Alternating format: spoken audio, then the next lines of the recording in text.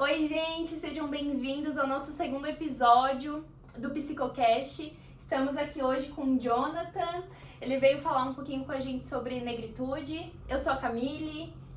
Eu sou a Fernanda. O Jonathan, ele tem 29 anos, é noivo, pós-graduado em Ciência de Dados e Análise de Big Data, consultor de redes e empresário e idealizador do projeto Voz da Negritude. A gente trouxe ele aqui hoje para bater um papo sobre isso e continue acompanhando. Sim. John, a gente tem uma pergunta para ti que talvez pra gente seja muito claro, mas pro público que tá assistindo, não, né? E eu queria te perguntar o que é a negritude, qual a diferença entre racismo, qual a importância das pessoas entenderem que as duas coisas não são a mesma coisa. E também, junto com isso, contar um pouco da tua experiência com o teu projeto. Tá certo. Bom, primeiro, né, um oi pra todos, né, pode chamar de John que fica mais tranquilo, fica mais fácil. Ninguém me chama de Jonathan, só minha mãe quando tá brava, então tá tranquilo. Mas, bom, acho que é importante, Camila, entender que de uma maneira mais simples no dia a dia, a gente entender que quando você está falando sobre racismo, você está falando sobre o problema, né, o resultado do preconceito ali, o racismo, a parte ruim dele. Você está falando disso. Quando você está falando sobre negritude, a gente está falando sobre um movimento de cultura, teoria, que você traz em virtude do movimento dos negros e aquilo que faz parte da história, que faz parte da cultura. Isso você vai ver influências na música, principalmente, você vai ver influências, de repente, nos esportes, você vai ver influências literárias, de certa forma, dialetos, comportamental. E a ideia é entender que quando você está falando sobre negritude, ou o movimento negro e o que isso traz, você também vai ter um esforço de olhar para cada região, um contexto histórico das coisas, mas entender que tem algo de bom nisso, né? Tem algo a ser acrescentado. Infelizmente a gente tem a outro lado da moeda, que é o racismo, que estamos em pleno 2023 e isso ainda ocorre, né? Em off aqui a gente estava falando um pouquinho, né, sobre algumas situações, algumas experiências que de repente ao longo do nosso bate-papo aqui a gente vai compartilhando com vocês. Sim. E, bom, o projeto que tu tinha comentado, né, ele nasceu depois de um período onde eu estava procurando informação, estava procurando conversar com pessoas sobre, durante, né, um movimento que voltou, não é um movimento de agora, o Black Lives Matter, ou Vidas Negras Importam. Um episódio terrível, né, com o George Floyd e outros, né, que passaram, mas isso não é um movimento de agora. Só que são movimentos que, quando param de vender mídia, quando isso para de ser vinculado, isso cai. A gente teve hoje existe um movimento claro, por exemplo, eu acompanho, né, sou jogador de futebol americano e acompanho o cenário. Hoje a Liga Nacional lá nos Estados Unidos bate muito em cima da tecla. Hoje os capacetes têm lá fim do racismo. Durante o período de pandemia, pós-pandemia, ali o pessoal começou a pintar nos campos. Existe um trabalho muito forte. Só que anos antes, a mesma liga condenou um cara que fez um protesto durante o hino nacional.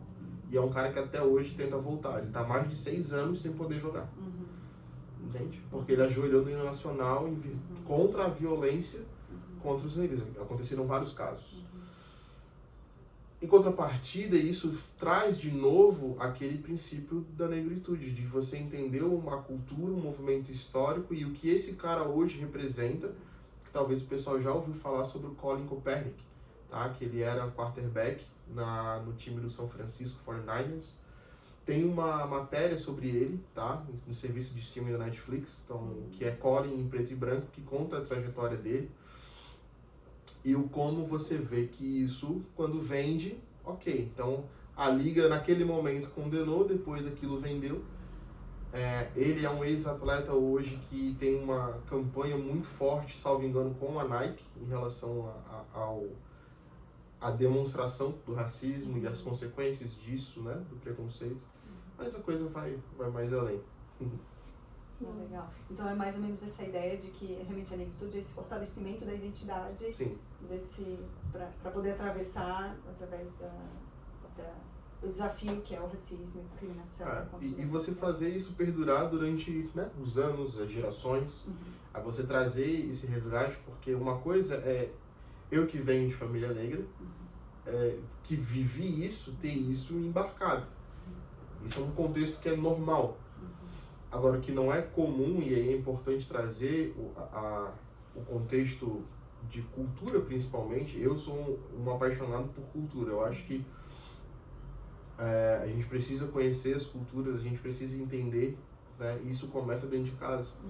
Começa você entendendo a cultura dos seus familiares, de onde eles vieram, você entendendo o porquê que aquele hábito é assim, e você vai descobrir muito mais sobre si mesmo durante esse processo.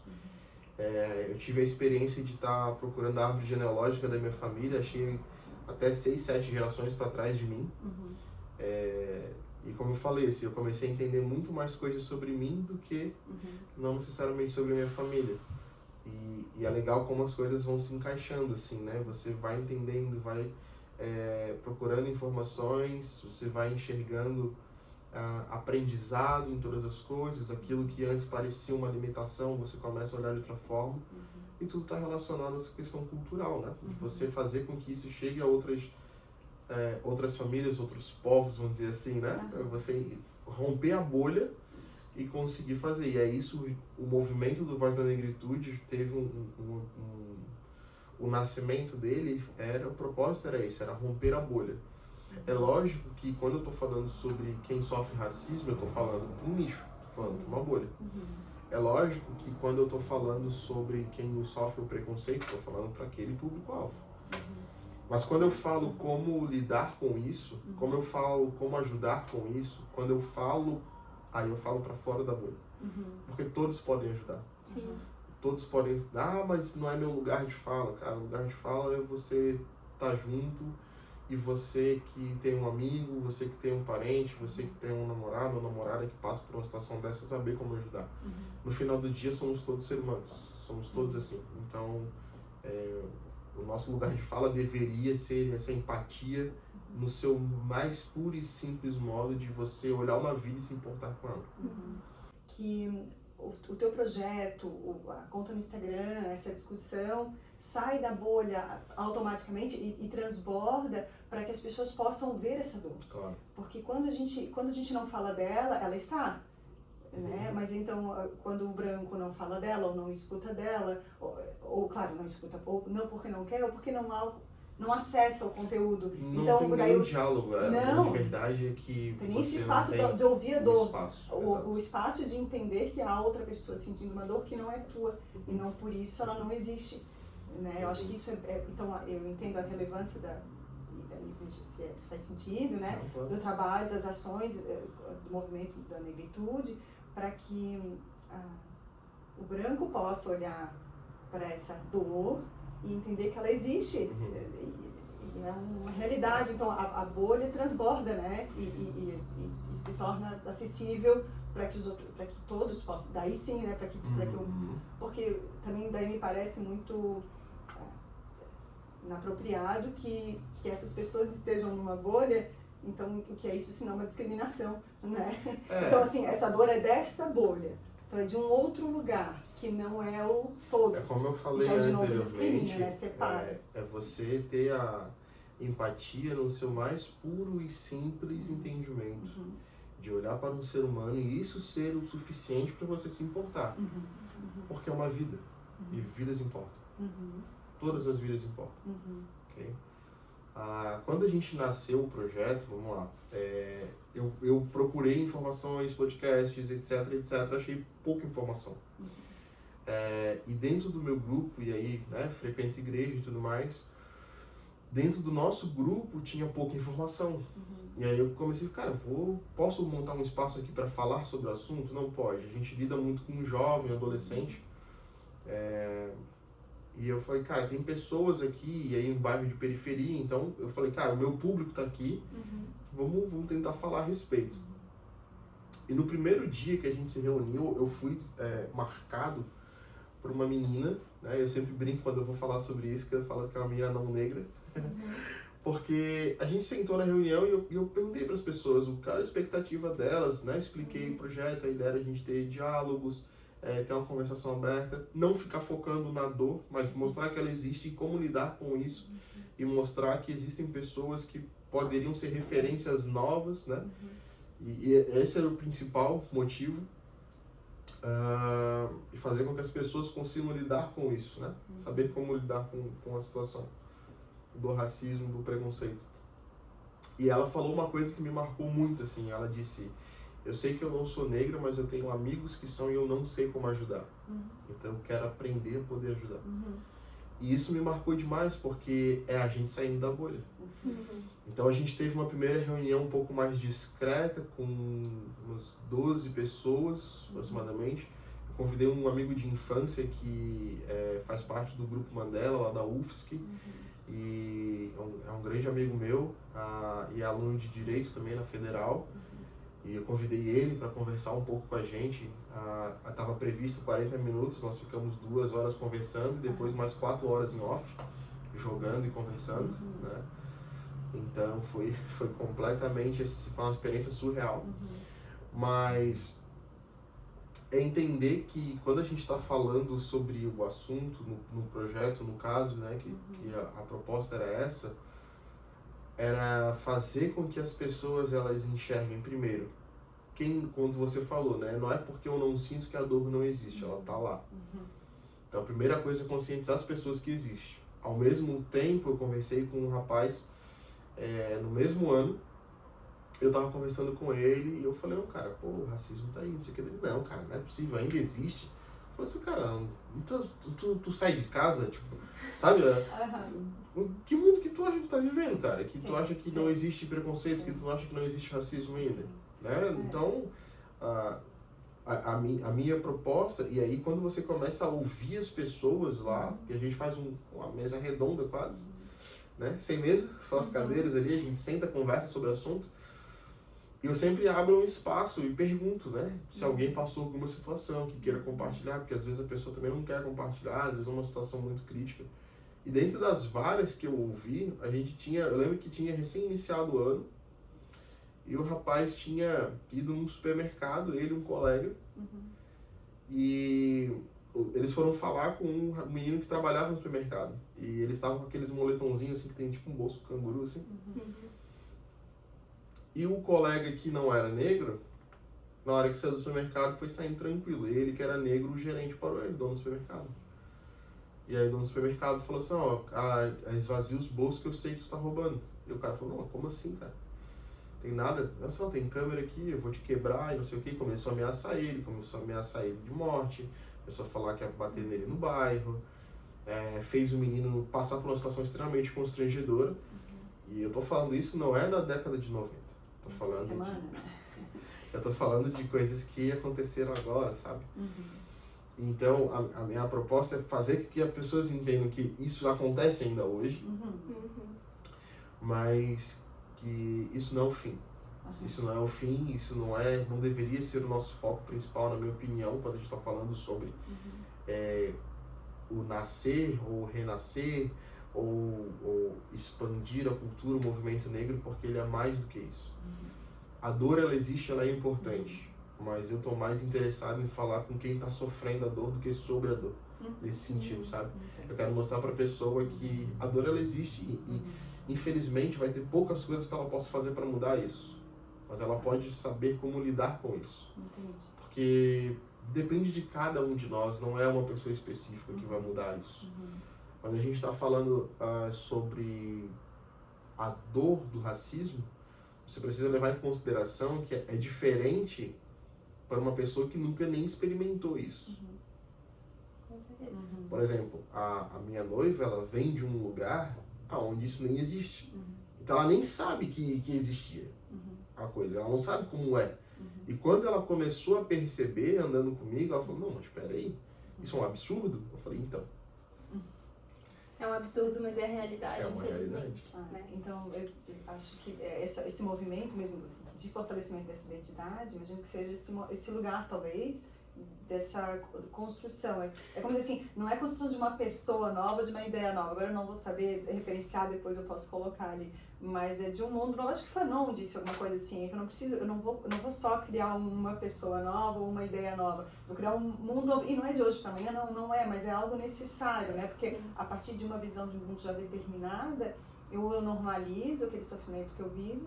E, enfim, agora cada vez que eu trago a negritude com essa força de identidade, da importância da cultura, do apoio, como tu colocaste, como estás fazendo o teu projeto, eu acho que se fortalece e dá visibilidade a um movimento legítimo, importante, que a gente pode tomar conta, mas tomar consciência dele, para que a gente possa fazer parte, né?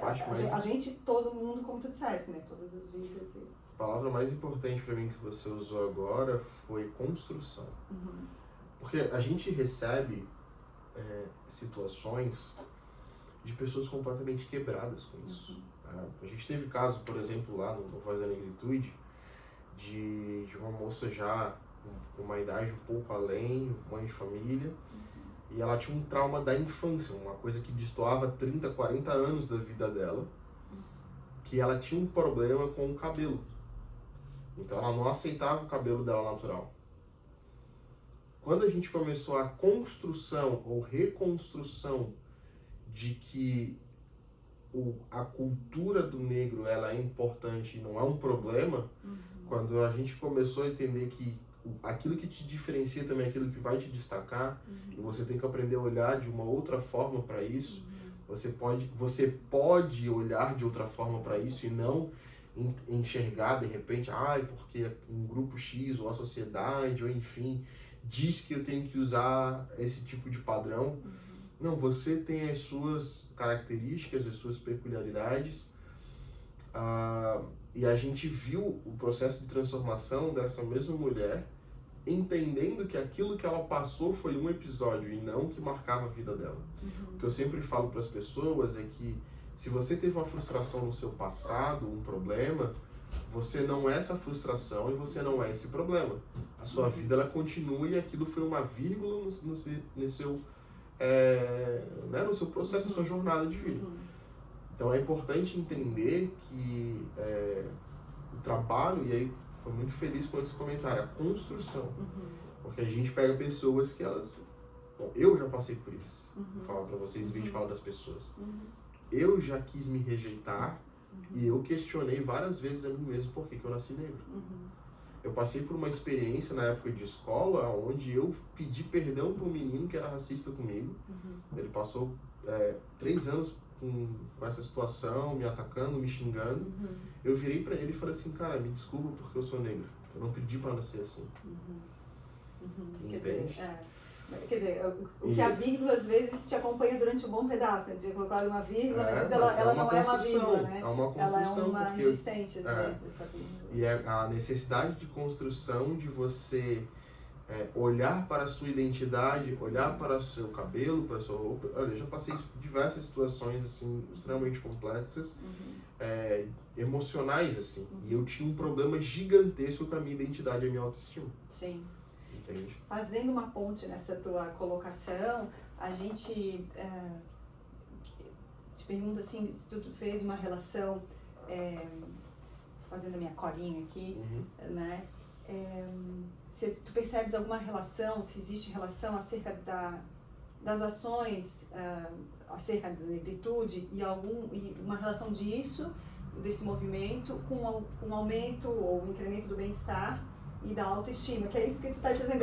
Já era uma pergunta nossa, assim, que a gente estava para ver se existia alguma relação, se tu percebias na prática, né? A gente entende que sim, mas a gente queria ouvir a partir do movimento, inclusive, né? Como tu falou, que trouxesse agora o exemplo da pergunta, da resposta, do cabelo, da tua própria construção, né? Então, isso, assim, como se fosse um reflexo, então, dessa ação no melhoramento da saúde mental da população negra. Assim, se existe essa... E eu posso agregar um pouco mais em cima disso. Quando a gente está olhando para esse movimento e, graças a Deus, assim, conseguindo olhar para o reflexo, ou respaldo, ou resultado do que a gente tem feito, não só essa situação como uma moça que já era mais velha, que tinha uma distância do trauma dela, conseguiu resolver, mas eu conversei com meninas, por exemplo, mais novinhas, antes dos 18 anos, que tinham uma aversão com o cabelo. Mas assim, ó, de chorar, da pessoa olhar pra você e ela se questionar por que ela não podia fazer o cabelo igual o que ela via na televisão. E quando a gente começa a trabalhar isso, existe uma reconstrução, um resgate da autoestima, por exemplo, porque tudo isso tem um respaldo. As pessoas, elas talvez esqueçam disso, mas existe eu acho que o principal problema acontece no psicológico, certo? Ontem eu estava no nosso podcast lá também, eu estava falando sobre isso. Eu várias vezes passava por uma situação de racismo, chegava em casa e ia chorar. E me trancava dentro do quarto. Porque é uma coisa que, aspas, né? Ninguém te preparou para lidar com isso. Você não está preparado para ser impedido. Eu já passei uma situação, eu estava no meu primeiro emprego na época, eu era menor aprendiz. Eu entrei numa determinada loja dentro de um shopping e eu tava com o uniforme do menor aprendiz e eu entrei porque eu queria comprar um presente de Natal pro meu pai. Então eu entrei numa determinada loja, tava olhando um produto lá, só que não tinha o preço. E aí eu tava esperando alguém me atender na loja. Passa 1, passa 2, passa 3, ninguém me atende, ninguém vem falar comigo. Tinha um rapaz próximo a mim que estava varrendo a loja e eu, oi, com licença, tudo bem, boa tarde. O senhor pode me informar o valor dessa camiseta? Eu tô interessado em comprar. Tu não tá vendo que eu tô varrendo a loja, cara?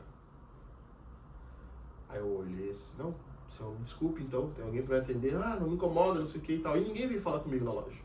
Ninguém pediu desculpa, ninguém falou nada. Eu falei, tudo bem. Eu saí dessa loja, fui numa outra que eu não tinha o costume de comprar. Antes de eu entrar na loja, o cara me recebeu na porta. E aí, cara, tudo bem? Entra aqui, vem aqui conhecer nossos produtos e tal, não sei o que, não sei o que. Resultado, né? Um atendimento completamente diferente, saí com a compra tudo à vista, que eu tinha acabado de sacar a 13º e etc, e salário. E aí eu fiz uma das poucas coisas que eu não gosto dessa questão de vingativa, mas esse dia eu não respondi por mim. Eu voltei na loja com um monte de sacola, para ver a reação das pessoas. E aí os vendedores começaram a me olhar.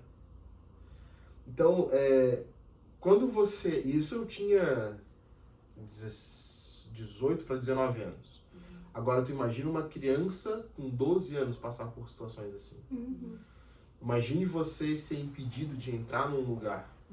Ou uma situação que aconteceu com um rapaz próximo a nós, que já participou do nosso projeto, inclusive lá, de chegar num restaurante com várias pessoas comendo uma lanchonete, uma pessoa antes dele, né, pediu o lanche, tudo certo. A hora que a vendedora viu ele, ela falou que acabou o pão. E aí ela recusou o pedido do amigo dele também. Então, é o que eu digo, são situações que mexem com o psicológico. E que ninguém te prepara para isso. Como tu colocasse, tem um podcast também, que é legal mencionar, eu acho, não sei, que é do Mano Brown com a Sueli Carneiro. Você chegasse a assistir? Um podcast não assisti o episódio. No streaming, que eu acho que não sei se eu posso falar o nome. Mas tem esse podcast, tá no Spotify, tá ali disponível. E a Sueli fala disso, ela disse, né, claro, trazendo o relato dela e tal, desse não preparo, claro, né? Preparava-se no núcleo familiar, como tu colocaste. Sim, né? Então, que é onde eu ia chegar também agora. Então, ali, mas fora isso, então, como esses movimentos relacionados à negritude fortalecem as pessoas, a maneira de dar essa informação, de como tu estás colocando, de como agir, né? Isso, e quão importante é também ter essa rede de apoio e entender que não é só comigo, né? E essa valorização da cultura negra e a valorização dos seus aspectos, elas ajudam muito a lidar com isso. Eu até vendo alguns vídeos para trazer como conteúdo aqui do podcast, e eu ouvi uma pergunta assim de um menino negro, cerca de 20 anos, e ele falava, eu amo ser negro porque amar ser negro é amar a mim mesmo. E aquilo me tocou muito, assim. Porque não tem como uma pessoa ter uma autoestima solidificada, uma identidade, né, bem formulada, se ela não consegue aceitar a si mesma. Então, o movimento da negritude, ele tá completamente ligado à autoestima das pessoas, assim como tu falou. E esses projetos de incentivo e de apoio também, eles são muito ricos, né? Uma coisa que é o que eu ia comentar também, Camila, é que eu tive o privilégio de ter os meus pais e um irmão mais velho que sofreu preconceito antes de mim, numa época que não era...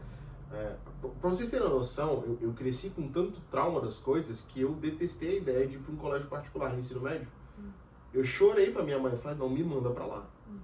Porque o meu irmão, anos antes, tinha passado por um colégio particular e também não tinha sido fácil pra ele. Entende? Mas eu tive um irmão de referência que me mostrou, ele foi o primeiro. Ele falou, não, cara, dá pra lidar com isso. Vão falar de ti e vão falar igual. Vão falar quando tu tiver, vão falar quando tu não tiver, paciência. Lide com isso. Isso não é o fim, isso não vai te limitar. Eu tive pais, padrinhos, madrinhas, familiares que me ajudaram a entender e graças a Deus também sou grato a eles porque eles foram referências na minha vida em vários aspectos, entende? O meu padrinho, que já falecido, mas era uma figura muito conhecida aqui por causa do carnaval, que faleceu ano passado, ele introduziu o meu irmão na informática, na época, que era que inclusive trabalhava aqui pertinho de onde a gente está, e o meu irmão me introduziu à informática, que hoje é o meu ramo de trabalho, entende? E tudo isso porque a gente teve uma referência antes. Quando eu falei para vocês sobre a questão de você entender a árvore genealógica, cultura e tudo mais, olha como isso repercutiu, porque imagine os desafios que o meu padrinho tinha passado. Entende isso? Imagine os desafios que eles passaram para me dar condição de ter um estudo, para me dar uma condição de, e é uma coisa que eu vejo frequente, com 12 anos a molecada tá indo pro tráfico de drogas, para botar dinheiro. Eu cresci com amigos que eles não tinham comida em casa, mas o guri com 16 anos tinha um carro. O pai e a mãe se separaram, saíram da casa, as crianças viviam com o que dava de doação dos amigos e dos vizinhos, entende? E foram pro tráfico. Eles não tiveram ali uma referência, alguém para ajudar e tudo mais. E é muito triste, porque você vê uma desconstrução ali, emocional, psicológica, sem contar os perigos ali que você encontra nessa vida no crime hoje. E por mais pesado que pareça, infelizmente, daí é o que eu digo, do meu lado, de quem passa por isso, é mais uma segunda-feira, entende? Porque eu tô acostumado a ver isso. Eu tô acostumado a ver uma defasagem. Se vocês pegarem qualquer pesquisa, vocês vão perceber, gente. Eu fiz isso, tá? Olha quantos alunos negros você tem dentro de uma sala de aula de uma universidade. Sim, a gente pode olhar pela nossa própria, que a gente coloca na instituição. Esse é um trabalho acadêmico, né? Sim. E a gente vê essa realidade na nossa própria. Aí é o que eu digo. Então, existe algo mas disso, você né? tem. Não é? Aí você diz assim, mas você tem cota e tudo mais, a pessoa não faz porque não quer. Eu falo, não é porque não quer, que ele nem chegou no ensino médio, como é que ele vai pra faculdade? Você começa a ter defasagem e, de novo, gente, eu falei com pessoas, eu estava lá conversando e acompanhei muitos assim. O menino com 10, 12 anos de idade, com cenários que eu vi de o cara ter visto o pai dar uma facada na mãe, de ver o irmão sendo baleado. A criança que vê esse tipo de coisa, ela com 10, 12 anos, às vezes está tomando a decisão de ter que botar dinheiro dentro de casa. E é por isso que eu falo de novo do contexto cultural e do histórico. Porque tu vai pegar essa criança, vai enviar ela às vezes para uma sala de aula totalmente despreparada, de saber como lidar com a casa, de como lidar com uma situação familiar como essa. Você espera, que aí é uma outra crítica que eu faço, que pessoas com históricos completamente diferentes rendam a mesma coisa.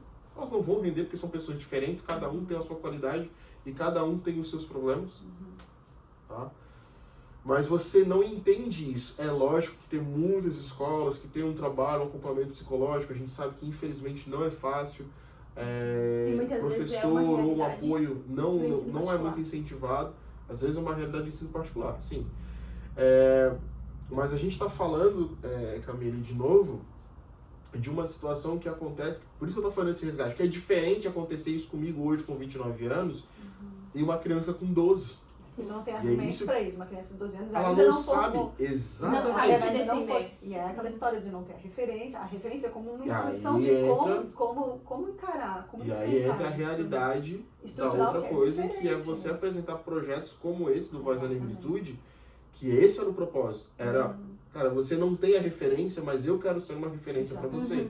Viabilizar, Você não teve irmão mais velho, mas eu Isso. quero ser o seu irmão mais viabilizar velho. essa referência. Eu quero te disponibilizar mostrar ela que numa- por mais caótica que tenha sido a sua construção familiar, ou as coisas que você viu na infância, é você entender que dá para vencer, dá para você lidar com isso. De novo, isso vai ser uma marca na sua vida e isso não define a sua história. Então, hoje, por exemplo, o meu irmão, ele tá com um projeto de levar para a escola pública, aonde ele estudou, e ele já voltou nessa escola, acho que 3 vezes para palestrar, a ensinar programação básica para os alunos. E o meu irmão foi aluno dessa escola, numa época que não tinha preparo. Agora tu imagina quantos novos empresários podem sair de uma situação dessa? Quantos novos engenheiros, médicos, psicólogos, entende? Quantas pessoas podem sair né? porque Estão vão ter uma referenciados, referência, né? Estão porque vão ter para referenciados. onde olhar. É, E aí são passos vagarosos, porque você tem um trabalho agora de ter essas iniciativas, de ter esses projetos, de ter os diálogos, de ter as conversas, de entender a dor das pessoas, e de novo, devagarinho mostrando para ela que dá para ela vencer isso, dá para construir algo além disso. Mas para mim, assim, de todos os casos, assim, existe um problema muito forte no psicológico. sim. Então você precisa ir trabalhando, estruturando, muitos vão para terapia, de fato. Sim. É extremamente importante, extremamente necessário, porque, como eu falei para vocês, assim, que eu não vou ficar também contando muito caso, porque senão daqui a pouco começa todo mundo a chorar aqui, ninguém vai gravar nada, vai ficar um climão sinistro aqui. Mas é que, assim, o que eu já ouvi, acompanhei, vi de histórias das pessoas, cara, assim, E surreal. hoje ainda tu ocupa um lugar de liderança, tem um emprego muito bom, conseguiu se formar, é pós-graduado.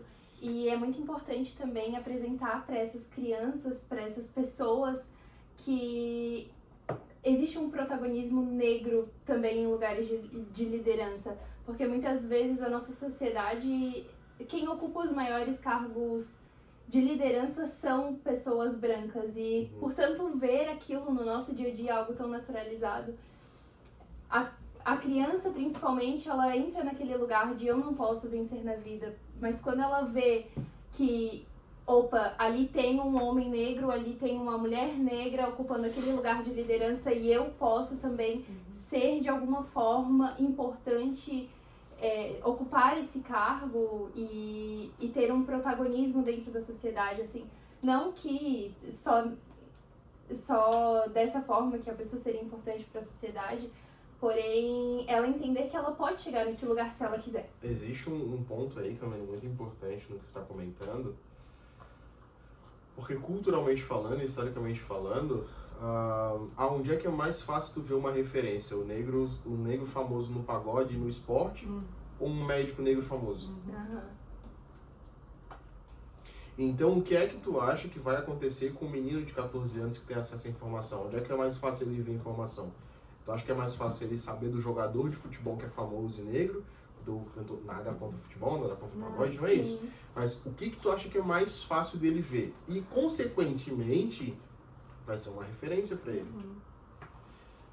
Existem 2 filmes também que é bem bacana, não sei se vocês já assistiram. Um deles é o Mãos Talentosas, que é a história do Dr. Ben Carson, tá? Com o Cuba Gooding Jr. E tem um outro filme chamado Concussão, com o Will Smith. Tá? Os 2 retratam médicos, doutores negros que trouxeram praticamente assim, uma revolução em suas áreas acadêmicas e dentro da medicina, que pouco comentado. Pouquíssimo comentado. Sim. Agora eu vou piorar a situação. E quantas mulheres negras tu tem de referência?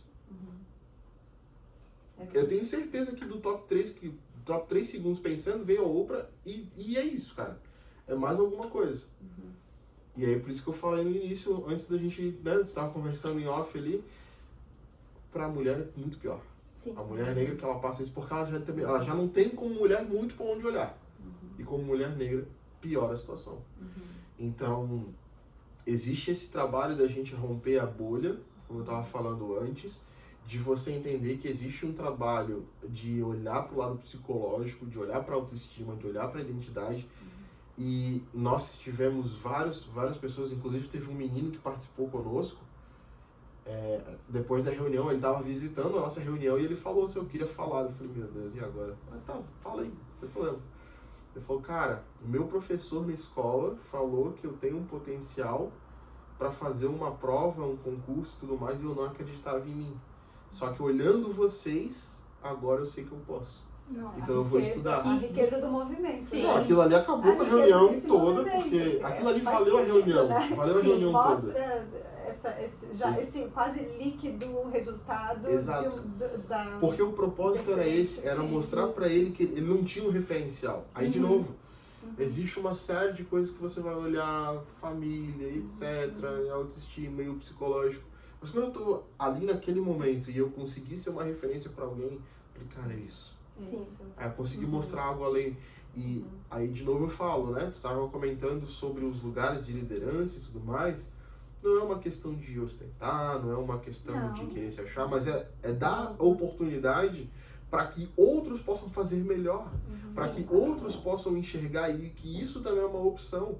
Porque eu, quando eu era mais novo, eu também não olhava isso. Eu olhei porque alguém, que era o meu padrinho e o meu irmão, tiveram esse outro lugar. Mas o meu irmão fazia escolinha para ser jogador de futebol. Olha só que curioso. Sim. Entende? Mas Então, não é um lugar único, né? Essa é a questão. Não é um lugar Não é um lugar único, único. Então as referências através do movimento, elas se expandem, né? Sim. E aí é Isso você aí. trazer a questão do movimento negro, da cultura, Do lugar de social. você trazer o social, você trazer aquilo que faz parte da sua jornada, por isso que eu falo que eu sou apaixonado por cultura, porque é uma parte de você, mas também é uma parte da sua família, é uma parte de onde você veio. E quando você entende isso, quando você percebe isso, você consegue enxergar outros horizontes, outros campos que antes você não conseguiria. Então, para mim isso é muito importante. A gente teve alguns desses casos assim lá no projeto que foram muito bons, aonde a gente viu que com um pouco de diálogo a gente consegue fazer diferença na vida das pessoas. A gente começou a reunião, eu tinha falado para vocês, cerca de 12 pessoas, a última foi 40. A última reunião eu tive que pedir para as pessoas parar de dar exemplo. Porque eu precisava conduzir, encerrar, e as pessoas, não, mas eu passei por isso. E não sei o que. Eu falei, gente, calma, a gente não consegue falar com todo mundo. Vamos organizar o que dá. E das diversas, do adulto que teve que fugir de uma cidade, que aconteceu, porque chegaram para ele assim, cara, ninguém te quer aqui, vai-te embora, aconteceu isso. Há um menino que ele tirava nota boa, só que ele não ia para a escola, porque ele chegava na escola, ele era... Aí a gente tem um outro ponto ainda por cima, ele era negro e ele tinha uma questão regional. Ele não era daqui da região, então ele veio com uma outra parte da cultura inserida nele, um outro dialeto, características físicas diferentes. Então quando ele chegou aqui, isso foi exponenciado. Sim. Então Dentro da discriminação. ele passou um ano falando pra gente, cara, não ia pra escola, eu ia pra te fazer prova. Ele nem sabe como ele passou de ano, mas ele tinha notas boas. Só que ele não tinha vontade de ir pra escola, porque ele ia pra escola, ele era zoado. E As daí, como pessoas que batiam nele. Daí é interessante quando alguém diz que não há racismo porque todos são iguais, isso é algo que a gente escuta muito, mas, e que todas as vidas importam, mas dentro dessas vidas todas que importam, quais estão sendo mortas psicologicamente, emocionalmente, né? Então, assim, claro, todas importam, ok, mas algumas vidas específicas estão sendo discriminadas por isso, porque, enfim, né, e não querem ir à escola por algum motivo. Uma outra forma de você fazer a leitura disso é você pensar, todas as vidas importam? Sim, mas tem um ou outro que sente mais dor. E daí tu faz a análise e percebe por quê. Então, Tem mais, é igual você chega na fila de prioridade de uma UPA da vida, você, cara, tem gente lá que precisa de uma prioridade, entendeu? Sim. Eu não tô dizendo que tem que ser uma coisa especial, coisa do tipo, né, que isso é questão de prioridade. Eu tô dizendo que existem pessoas que passam por mais situações e por elas passarem mais situações dessa, elas precisam de mais acompanhamento. Sim, é equidade, não é igualdade, elas precisam de um acompanhamento diferente. Elas precisam de mais pessoas olhando, ou de repente de mais programas, ou de mais diálogo, de mais pessoas que se importem Sim. para que, por exemplo, vocês para têm que essa noção. igualdade aconteça, né? Exato. Então, assim, uma atenção específica, alguém precisa da atenção específica, Porque né? esse diálogo não é comum. Não. Eu fui falar pra minha Sim, mãe não e é. minha mãe achou estranho que eu tava vindo pra cá. Ela falou, ué, por que assim, vai falar sobre isso? Eu falei, vou. Porque não é comum. É isso. Não é comum o diálogo. Quantas vezes você saiu com seus amigos e isso foi um assunto de uma roda de uma hamburgueria, de um barzinho? Quantas vezes vocês fizeram uma análise? Eu não vou ser hipócrita, eu também já saí várias vezes sem ter esse tipo de assunto, tá? Mas quantas vezes você parou, fez uma análise e falou, caramba, pô, essa semana eu vou impactar a vida de alguém. Essa semana eu vou mudar a vida de alguém. Eu passei por uma experiência onde eu jamais vou esquecer, porque eu tava numa manhã terrível, assim, indo pro trabalho, e tinha uma moça negra, ela tava varrendo a calçada, trabalhava na prefeitura, e ela sempre dava bom dia pras pessoas, sempre. Um dia, eu tava um dia muito ruim, eu falei, cara, hoje se ela falar comigo, não quero nem saber. Só que aquele dia eu vi ela triste. Aí eu parei e dei bom dia pra ela. E ela falou pra mim, tu não sabe o quanto esse teu bom dia me ajudou. Ela foi vista, né?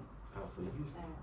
E ao mesmo tempo passei por uma situação também eu sentei numa calçada para tomar um café com moradores de rua e pessoas que trabalhavam comigo passaram por mim e não me cumprimentaram e viraram o rosto. E ali eu entendi o que é não ser visto como aquele cara. Eu tô relatando isso, fugindo um pouquinho, mas trazendo para o nosso contexto agora, é que não é porque tu não vê que não acontece. Sim. É o que a gente estava falando anteriormente. A dor tá lá. Mesmo que não seja da sua realidade, ela tá lá. E se a gente refletir um pouquinho, se a gente conversar, se a gente tiver um pouquinho de diálogo com quem passa, saber como ajudar, entende? De repente a gente consegue fazer um pouquinho aqui, um pouquinho ali e fazer as coisas serem um pouco melhores. E se fosse para dar uma dica, eu não sei como é que tá a pauta de vocês aí, mas assim, se for para dar atenção, cara, dê educação de base. Atenção pra molecada lá nova, sabe? Eles são os próximos médicos, advogados, os próximos prefeitos, os próximos tiktokers, influencers, donos de podcast, mas eles também poderiam se tornar os próximos criminosos, os próximos líderes de movimentos de tráfico, os próximos assassinos. A depender. Então, se a gente conseguir mostrar que fica pesado, entende como fica pesado a balança? E a gente conseguir levar para essas crianças, desde agora, mostrar para eles que existe uma outra forma de lidar com isso. Quando você pega, por exemplo, praças públicas, é muito comum tu ver a criança que fica lá, eu já vi vários nesse caso, que fica o dia inteiro lá. Às vezes tem gente que fala, que não gosta de ficar em casa, você não gosta de estudar.